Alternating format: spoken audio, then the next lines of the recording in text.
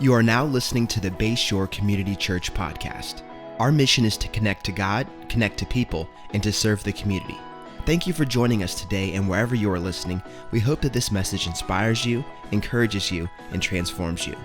Our prayer is that this is just the beginning of a conversation between you and Jesus.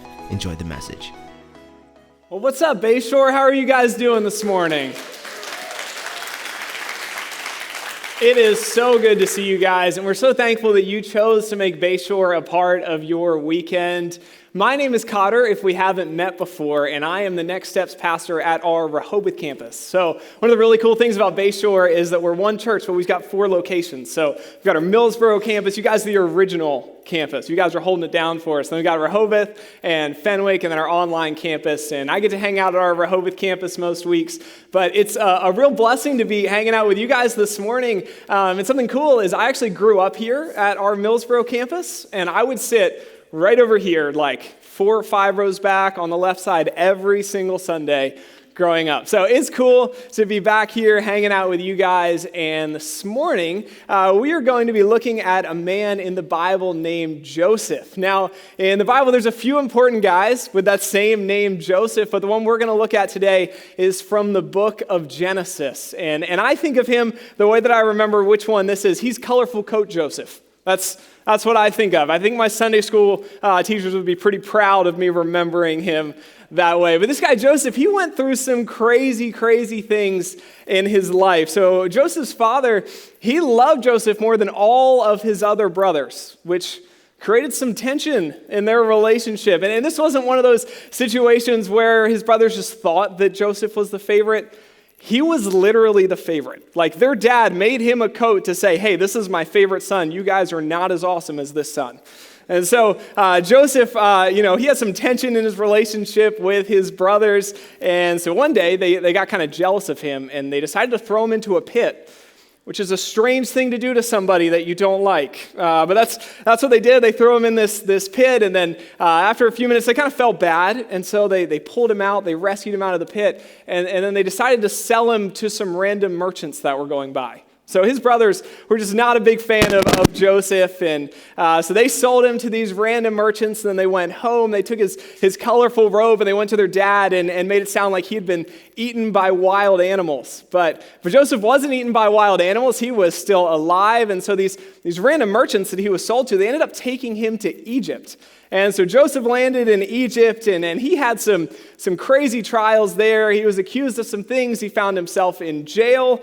But over time, he ended up becoming a very important ruler there in Egypt. And Pharaoh put Joseph in charge of all of the land of Egypt. And because Joseph was very wise, because he loved God, he ended up storing up a ton of food to prepare for this famine that God had warned him about. And, this time of year, when the weather's kind of getting cold, you guys know how the weather's been getting a little cooler lately. Today we woke up, it was like 50 degrees. I had to wear a sweatshirt for the first time in months. And so when the weather's getting a little bit cooler like this, I start to have some college flashbacks. Does anybody else think about college this time of year a little bit? I don't know, maybe it's all the college football that I've been watching yesterday.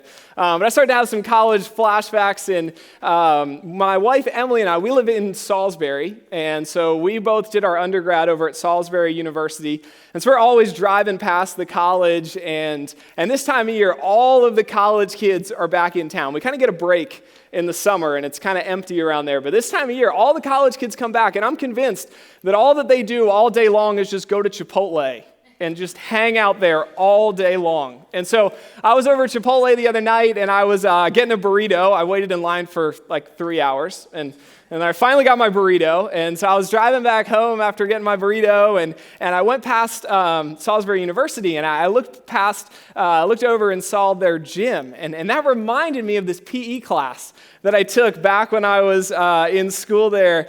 And that PE class is home to one of the most vivid, awkward memories of my entire life. Like, one of the most awkward situations I've ever found myself in. And so one day for class, we were playing kickball. And this was a class where it was just a gen ed. So everyone had to take it. Whether you wanted to exercise or not, you had to take this class if you wanted to graduate. And so we were playing kickball, which I guess is what all of my student loan went for, because I got a bunch of student loans because I wanted to play kickball, I guess. And so we're playing this game of kickball, and it's just a bunch of people that have no interest in physical education. We're out there, and I'm playing defense. I'm at center field. And we were playing with one of those red Foursquare balls. You know, the ones that are kind of hard, like when you peg somebody with them, it kind of stings.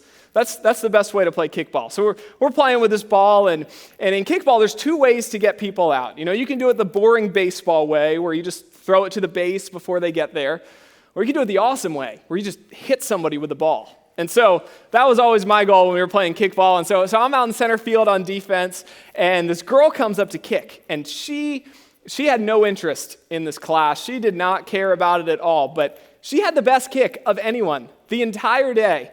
And so she comes up and she kicks this ball, and it flies over everybody's heads all the way back to the wall.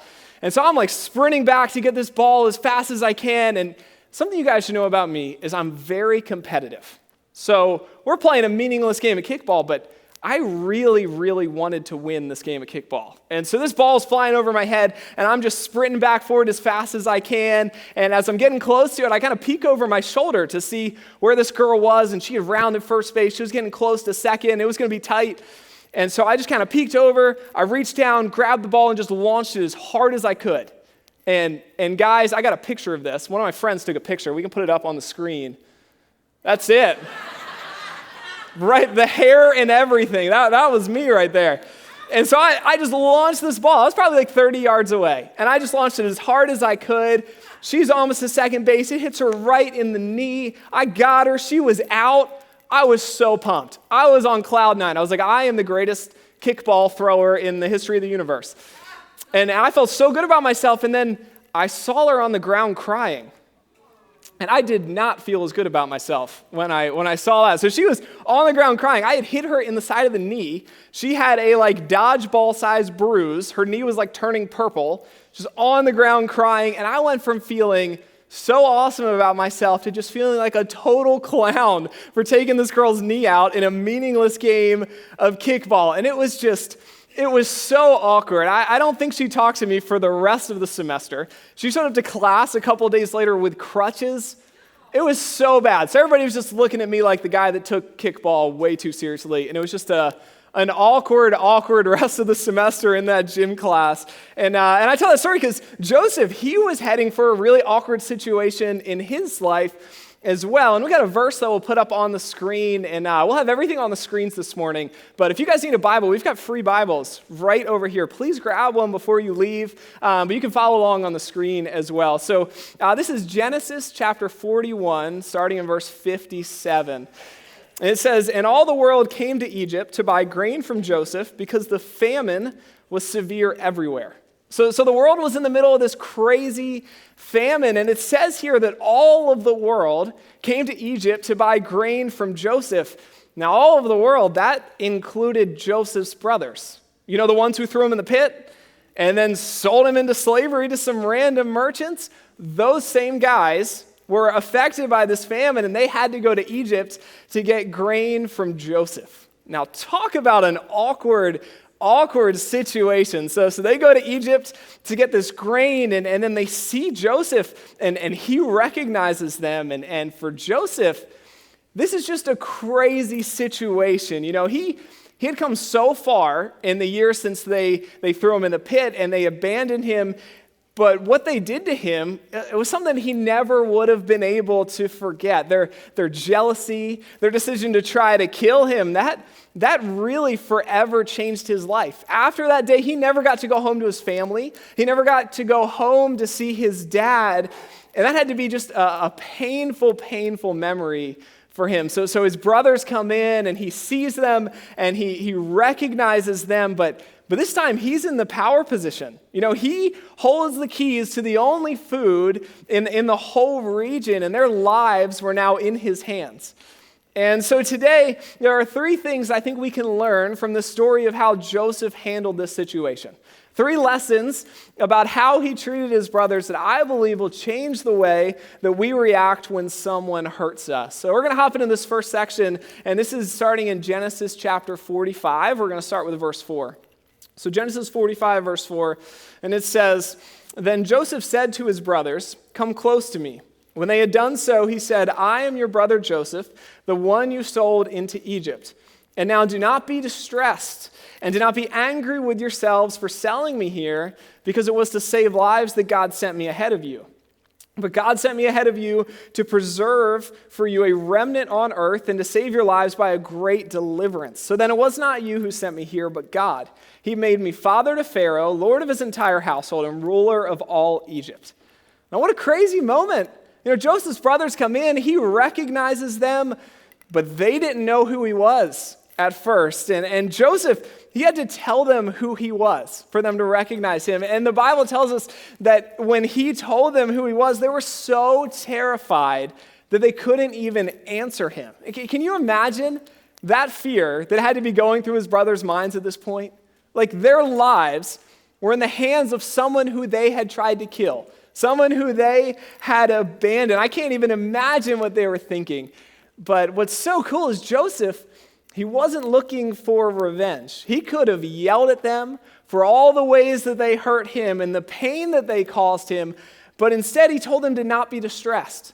He told them to not be angry with themselves, and that's crazy. That is not at all what I think when someone hurts me. Usually when someone hurts me, I'm thinking that I want them to know what they did, I want them to feel bad about what they did, and I want them to apologize to me.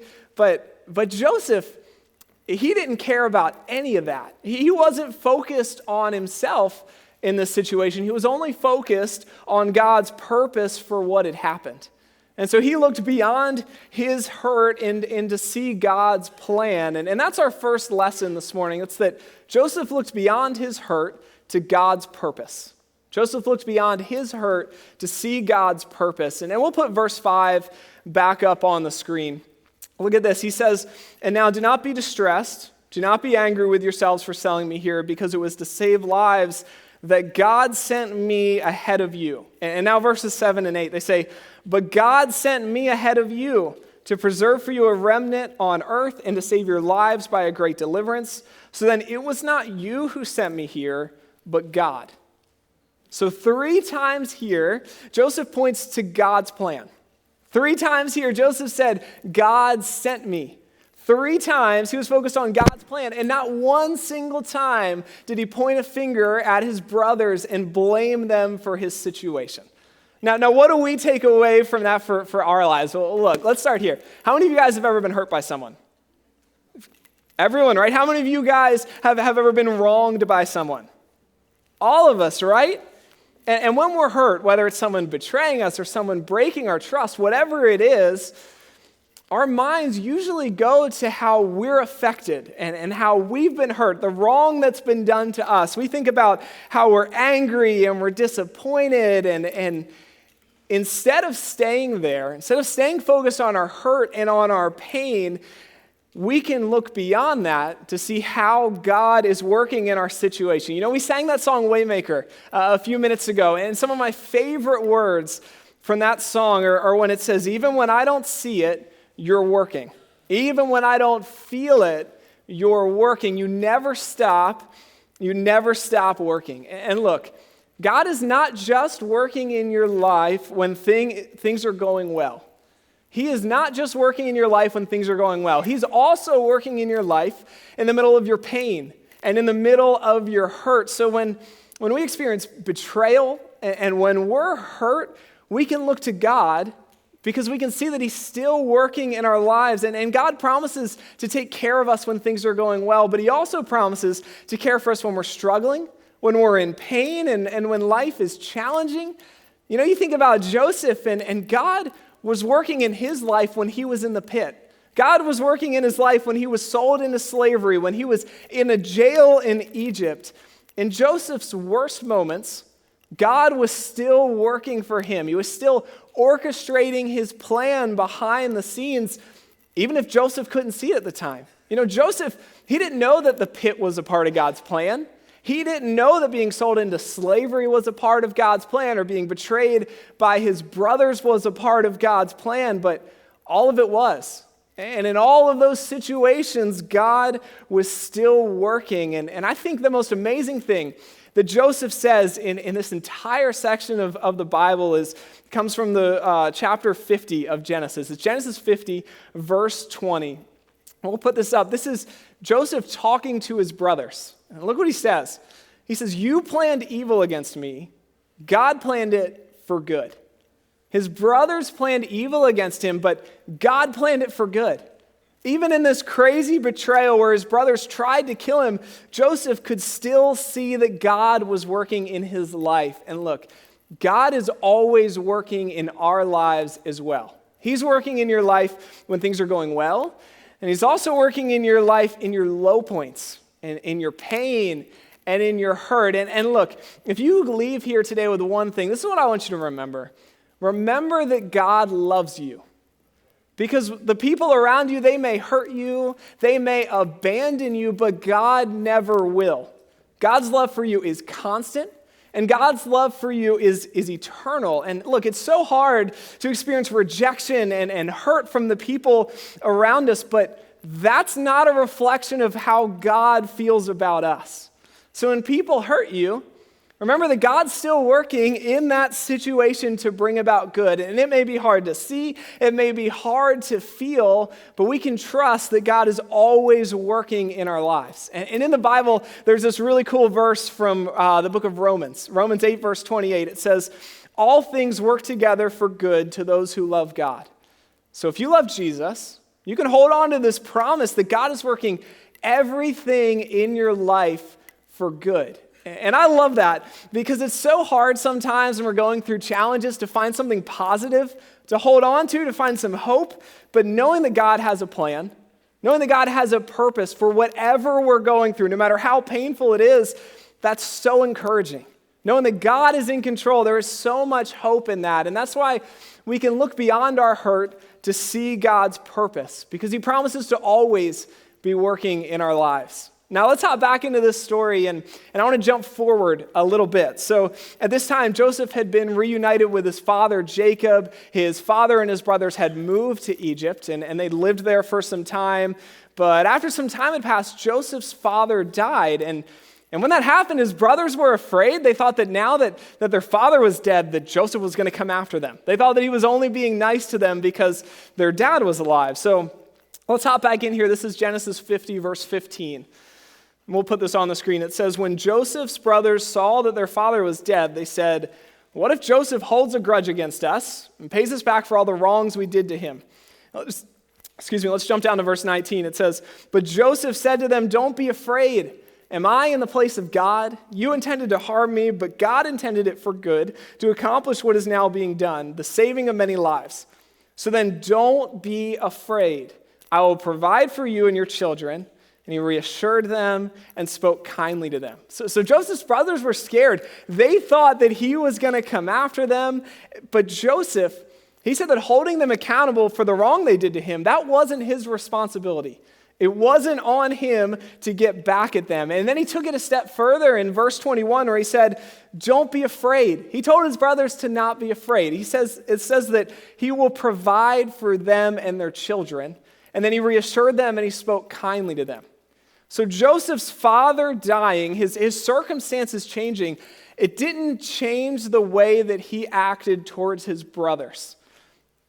And the reason for that is because he had completely forgiven them for what they did. He wasn't holding on to a grudge. He wasn't looking for an opportunity to get even with his brothers. He'd moved on from his hurt. And that meant that he was going to treat them with love and mercy in any situation. And that's the second lesson that we can learn from Joseph. And that's that mercy is more rewarding than revenge. Mercy is more rewarding than revenge. Joseph, he had every opportunity to get even with his brothers, to get back at them for all the things that they had done to him, but he let it go. And he moved on. And then he went out of his way to reassure them. And he went out of his way to be kind to them. And he even promised to provide for them, to take care of their families and their children. And by doing that, Joseph showed them God's love. He used that situation as a chance to be a light for God rather than an opportunity for him to get even. Now, a couple days ago, I got to go see my niece play in a volleyball game. She plays high school volleyball, and she was just crushing it. It was so cool to see her play volleyball, and my sister played volleyball, and she was really good, and my niece is just like totally following in her footsteps, and so it was really cool to get out to that game and see her play. It did make me feel really old to see my niece playing high school volleyball, because I felt like high school was like 2 years ago for me, and it was not at all. It was definitely not 2 years ago for me. So that was cool to get out there and see her, but it's reminded me of how fun high school sports were. How many of you guys played a sport in high school? High school sports are awesome, man.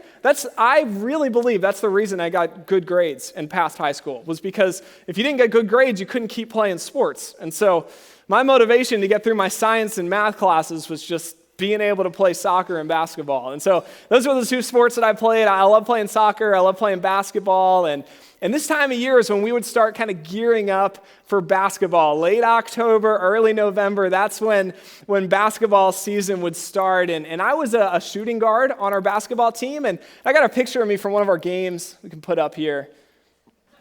That was it, just like that. That was the pose I would make every time I dunked. Not really, not at all. This is probably a more accurate picture of me. Those kids are rocking those goggles, aren't they? I love playing basketball, and I was super competitive, which you guys probably know, because I told you that story of me, taking a game of kickball way too seriously and really hurting that girl. But one thing that I always tried to do when we were in intense games and when things were getting really competitive was I tried to just make a conscious effort in my mind to stay level-headed and to remember that it was just a basketball game, not to take it too seriously. And what I did to keep myself level-headed when we were playing basketball was I'd make an effort to help pick guys up from the other team when they would fall down. And it was just a small thing, but it was something that keeps me level-headed and helps me remember that there was a bigger picture outside of the game, outside of winning. And so when I get some super competitive, I just try to remember to help people out, and that would just keep my mind focused and not let me get overly competitive. And so a few years later, after high school, I was in college, and I met this guy. And this guy had gone to a rival high school that we played basketball against. And I remember playing his team. I don't remember playing against him, but he remembered me, and he remembered me as the guy who would help people up during the basketball games. And I thought that was really cool that he remembered that, because he didn't remember that we beat his team every single time we played them, which we did. Every time. And he didn't remember that I was a shooting guard on the team that won the championship 3 out of 4 years, which we did. But he didn't remember any of that. The only thing that he remembered was that I helped people up during games. He remembered the impact that I had on people, not the impact that I had on my team or for myself with success. And I tell that story because there was more value in me showing mercy than there was for me to be looking out for myself and to be trying to be successful. Mercy is what left a lasting impact on him. And so when we're wronged by people, looking out for ourselves and getting even, that's not going to leave a lasting impact on them. Showing mercy is. So when you're driving home today, and if you get cut off by somebody on your way home, showing mercy and backing off, as tough as that might be, is going to leave a longer and more lasting impact than riding their bumper for the next 20 minutes. I think about it every single day. We have opportunities with our spouse, with our children, with our coworkers to try to get even with them or to show mercy.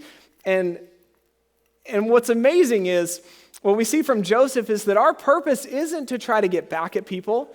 Our purpose isn't to try to get even for all the wrongs that are done to us. Our purpose is to reflect God's love to the people around us. Joseph, he had every opportunity to get even, to get back at his brothers, and he would have been totally justified if he had done that. But instead, he chose to show mercy. He chose to show them God's love. And check this verse out. This is from Matthew chapter 5, verse 16. And this is Jesus talking here. He says, "Let your light shine before others, that they may see your good deeds and glorify your Father in heaven." Our purpose And this life is not to get even with the people who wrong us or to get back at the people who wrong us. Our purpose in life is to reflect God's love and God's mercy to the people around us. So when we're wronged, we follow this example of Joseph, who let go of his hurt and showed mercy to his brothers so that they could experience God's love. Because there's so much more value in showing mercy than there is in trying to get even. Now, there's one more lesson that I want us to check out from this story this morning, and we're going to go backwards. We jump forwards, now we're going to jump backwards to the middle a little bit. And so at this point, Joseph had told his brothers who he was. He told them to go back home and to pack up all their things, to pack up all their families, and to move to Egypt. He said, I'm going to take care of you. Grab all your stuff, come here, and I'm going to take care of you. And his brothers did just that. They went home, they packed their things, they came to Egypt, and that's where we're going to pick up. This is Genesis 47, verse 11. And this is what it says. It says, so Joseph settled his father and his brothers in Egypt and gave them property in the best part of the land. So Joseph's brothers, they tried to kill him, and he repays them by bringing them to Egypt, the one place that had food in the middle of the famine, by promising to take care of them, and also by giving them land in the best part of Egypt. He went all out for his brothers, and I think this is an amazing lesson about forgiveness for us. So the third thing that we can take away from the story is that Joseph advocated for his brothers. Joseph advocated for his brothers. He didn't just let go of the hurt that they had caused him. He went beyond that to advocate for them before Pharaoh. He made sure that they could move to Egypt.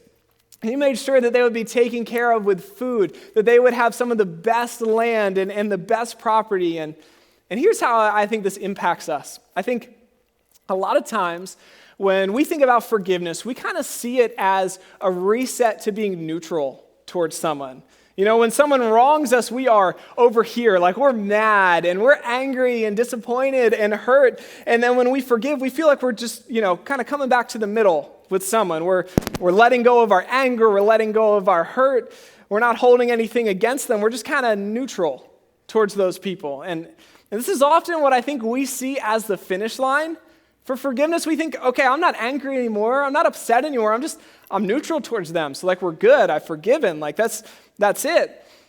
But what Joseph did, it went so far beyond that. It went beyond a neutral relationship with his brothers to then advocate for them. Joseph wanted his brothers to have the best of the best. And this is a complete picture of forgiveness. Complete forgiveness is when we go out of our way to bless someone who has wronged us. When we are advocating for them, when we want them to have a great blessing in their lives. Joseph, he'd forgiven his brothers so completely that he wanted them to have a greater blessing than anyone else in Egypt. All these people that had not hurt him, that had not sinned against him, had not tried to kill him, he wanted his brothers who had wronged him to have greater blessings than all of them. And I think that's amazing. I think it's really tough, too. I think it's a really, really hard thing to want for people who have wronged us. And if I can just be super honest with you guys, in my life, there are two people that I can think of that have hurt me more than anybody else. Just people who have lied to me and betrayed me and just done some really, really messed up things. And when I think about how I've approached forgiveness in those relationships, I think that I let go of my hurt and let go of my anger, and it took time and it took a lot of prayer, but I believe I let go of that. And I got to where I was just kind of neutral towards them. And I felt like, all right, I'm not angry at them anymore, so I've forgiven them. I've let go of it. But what I realized while I've been studying this story of Joseph is that I felt convicted that I haven't really moved into the final stage of forgiveness that Joseph is demonstrating here. I reached a place where I felt neutral to them, but I was kind of content just to leave it at that. I never wanted those people to be blessed. I never wanted them to have great things. I just felt like, I'm neutral, so we're good.